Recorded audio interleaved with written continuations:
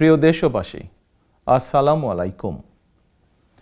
বিনা ভোটে ক্ষমতা কুক্ষিগত করে রাখতে ক্ষমতালোভী হাসিনা সকল রাষ্ট্রীয় প্রতিষ্ঠান, রাজনীতি, অর্থনীতি, ধর্মীয় ও সামাজিক মূল্যবোধগুলোকে বিনষ্টই শুধু করে দেয়নি, ভবিষ্যতে একটি নতজানু পরগাছা প্রজন্ম তৈরি করতে দেশের শিল্প, সংস্কৃতি, শিক্ষা ব্যবস্থাকেও সুকৌশলে ধ্বংস করে দেওয়ার অপতৎপরতায় লিপ্ত রয়েছে।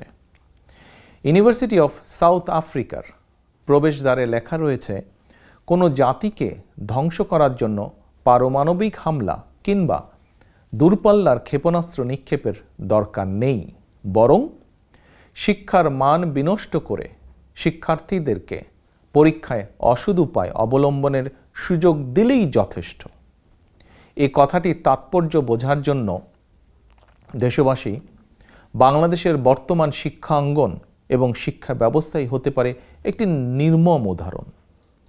অটোপাস, অবাধ নকলের সুযোগ আর ক্যাম্পাসগুলোকে ছাত্রলীগের সন্ত্রাসীদের নিরাপদ আস্তানা বানিয়ে ইতিমধ্যেই একটি প্রজন্মকে বিভ্রান্তির বেড়াজালে আবদ্ধ করে ফেলা হয়েছে।